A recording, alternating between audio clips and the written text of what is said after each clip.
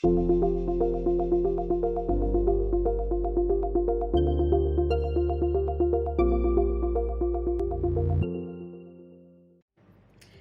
and welcome to the talk series on Guiding Lights by Zaggle. I am Payal Gandhi Hoon, your host, bringing you up close for some riveting conversations with some of the brightest HR leaders. Today, I have someone with me who is vivacious and affable.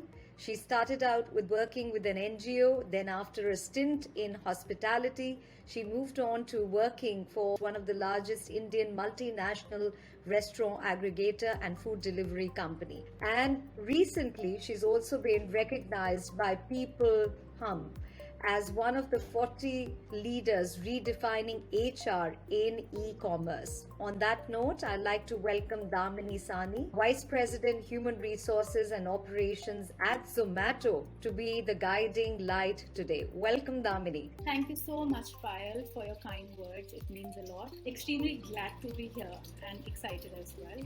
Absolutely. Looking forward to this conversation with you. So, Daminee, if I was to take a snapshot of your career, it has been aligned to HR from the first shot.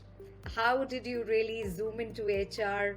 And what do you think are some of the qualities and mindset that you would really attribute to your success and impact in HR?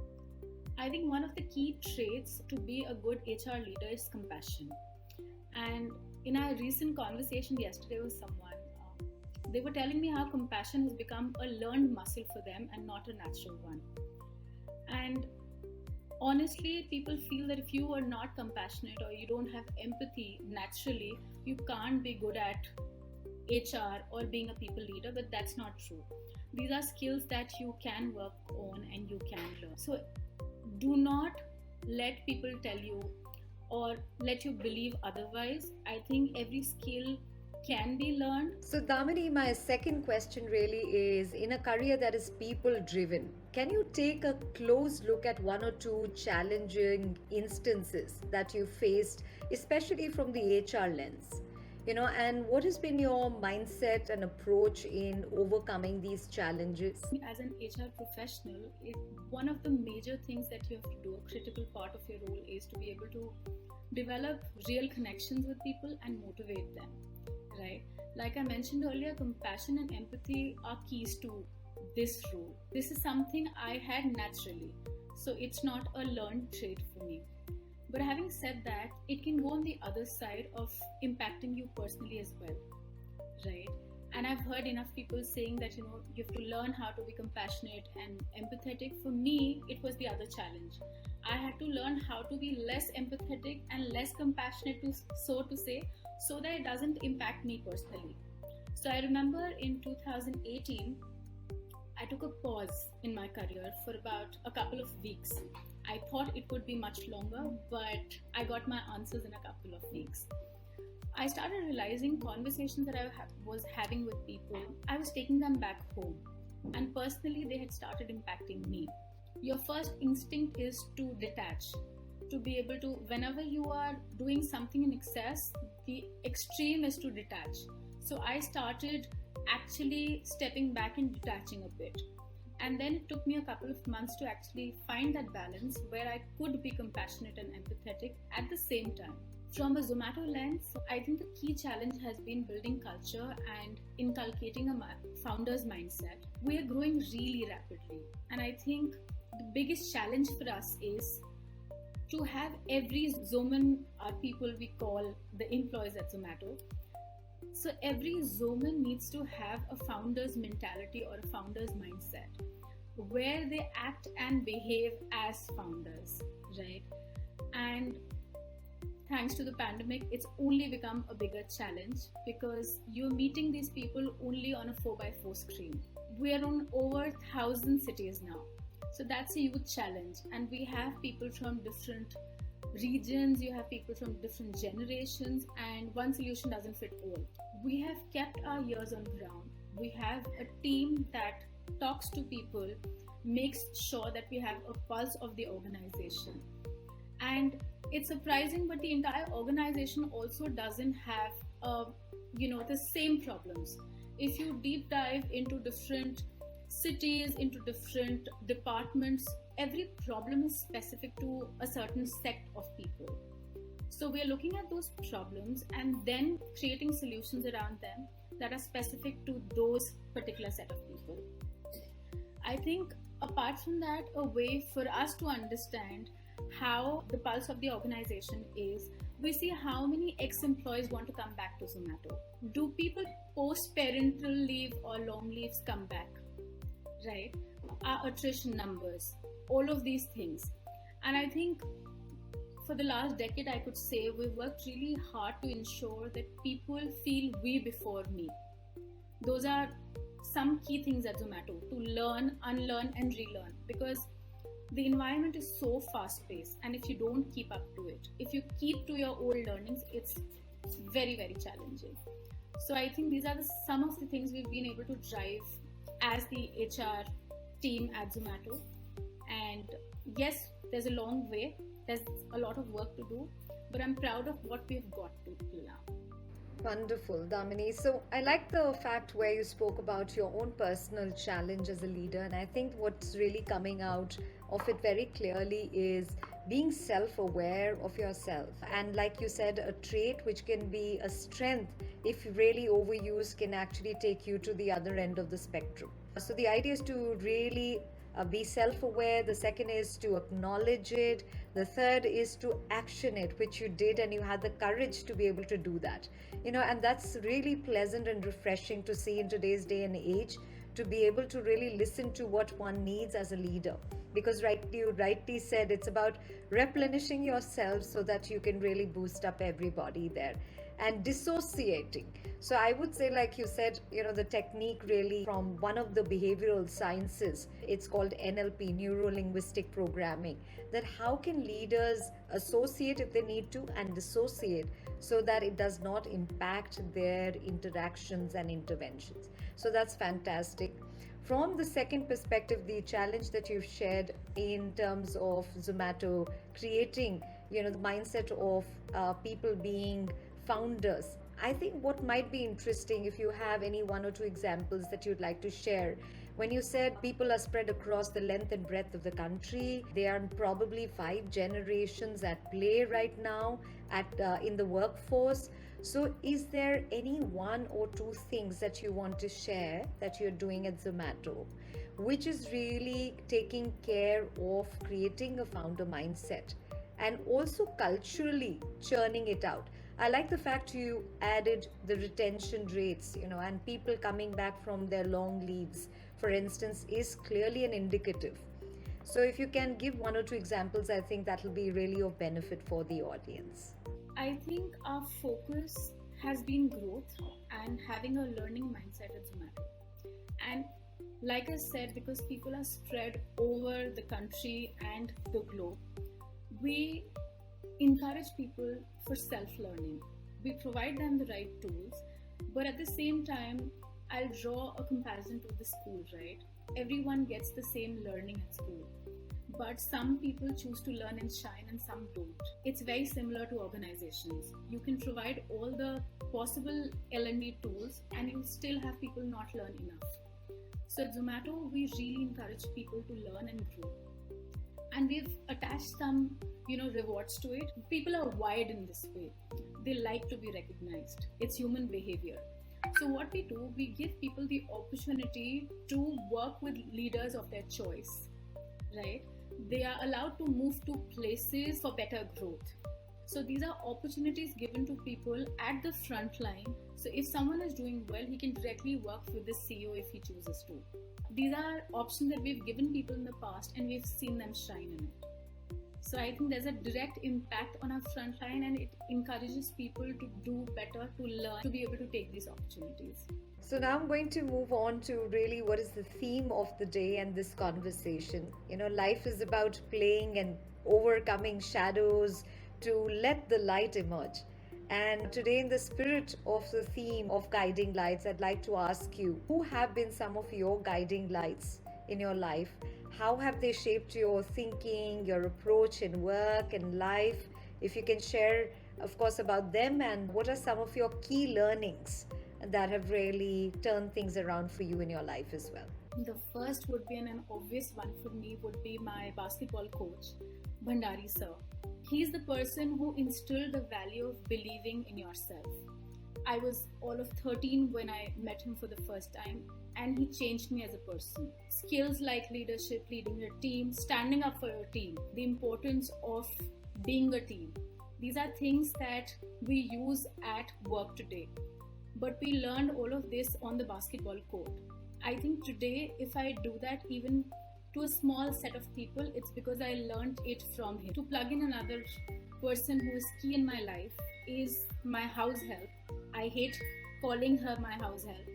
She is technically family. The kind of passion and commitment she has, money can't buy that. And that's exactly what we look for every employee in an organization. How do people feel passionate without only money being the driving force? And we find it very challenging to get that spirit. Lovely. That's really heartwarming, what you shared right now. And what is interesting is you can learn from people across different genres and different fields. And some people, like you rightly said, can really touch your heart, and that can be a lifetime of you impacting other people in turn. Like you said, God bless his soul, Bhandari sir, for you. Zomato has been in news, I think, over the last 2 days, and this is more from a e-commerce frame. The culture, like you said, is very nimble, ever evolving. So you keep coming up with new ways of working, new ways of retaining your employees, making it comfortable for them, engaging better with your employees. So I think in this fast-paced environment that Zomato is really operating in, and also I think from a industry-specific view, what do you think are some of the rewards and recognition policies and benefits, employee benefits that Zomato has come up with? And of course, I mean, Zomato has been in news in the last 2 days pertaining to what Dipender's done. So maybe you can comment on that. So I think rewards at Zomato are not only money. Money is not the only driving force for people. And we have aimed to develop rewards which are experiential, at the same time monetary, right?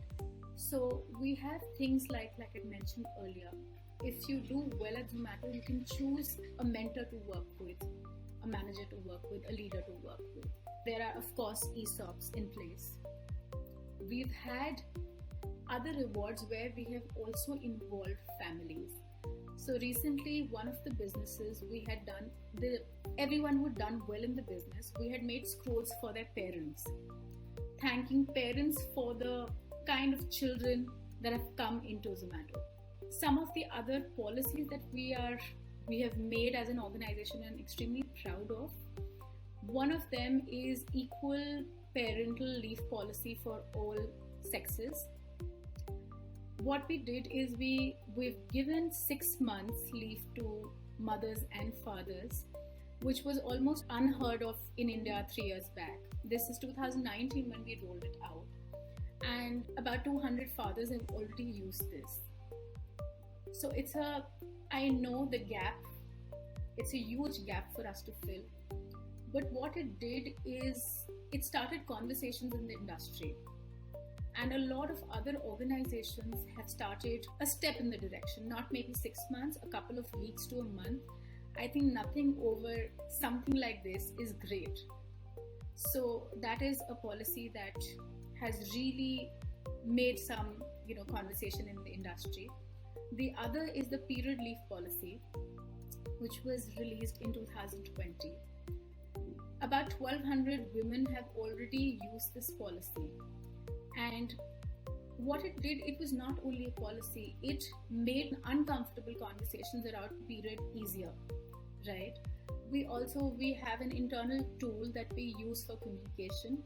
We have a symbol there, a period leave symbol. So someone who's on leave during their periods can just put their symbol. So everyone knows that they're away and they're on period leave. And this also extends to transgender.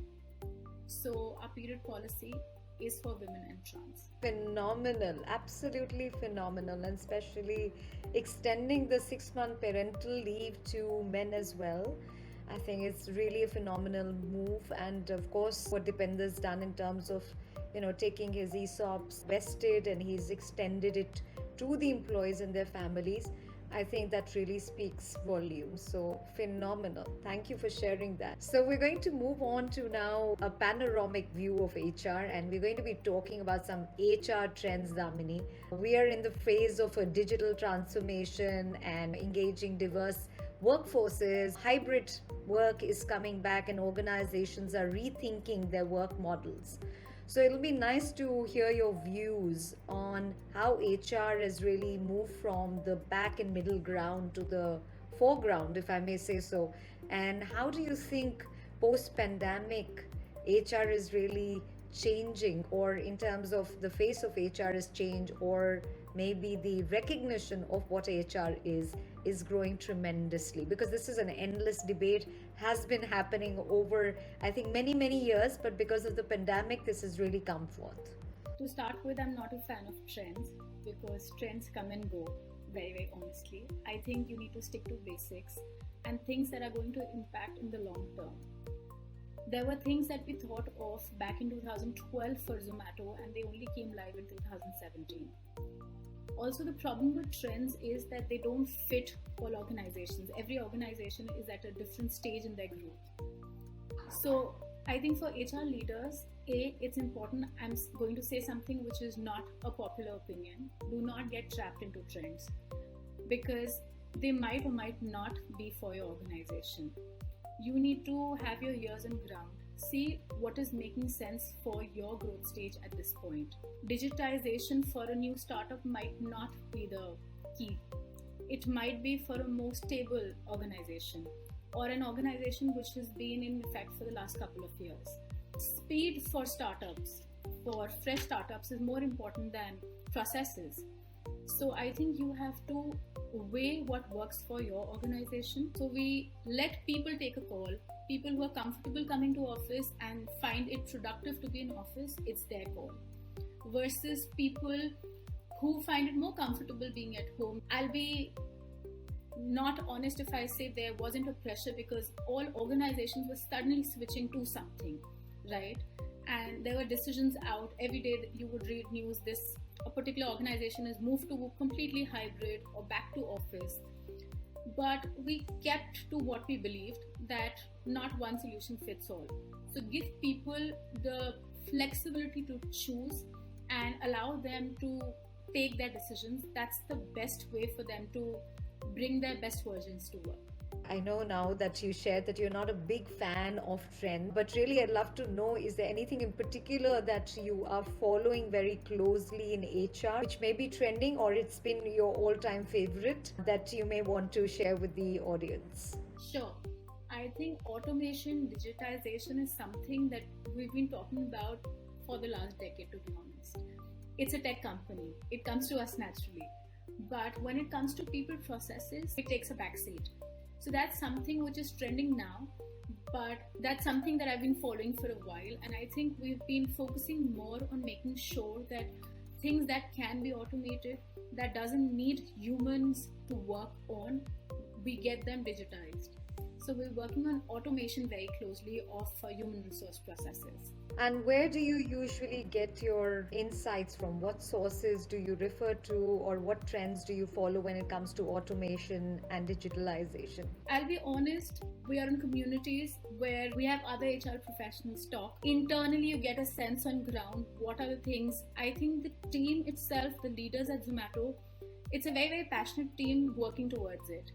So as a team, as a community, we see what are the challenges and what we specifically need to work on. Rather than getting an external view on this, we look internally, and that's worked for us. What is that one advice that you'd like to give to professionals and HR professionals that is a must do? Do not treat people as numbers. Human is the greater part in HR. It's not resources, it's the human part. Don't try to be someone else, don't be in a mold, be yourself and just be authentic. So don't try to fit in a mold is my answer to that. I think you really live it in your interaction and the way that you are. So, with that, we come to the end of our conversation in the series. It's been an absolute pleasure and very refreshing to chat with you, Daminee, on the Guiding Light series by Zaggle. Thank you so much.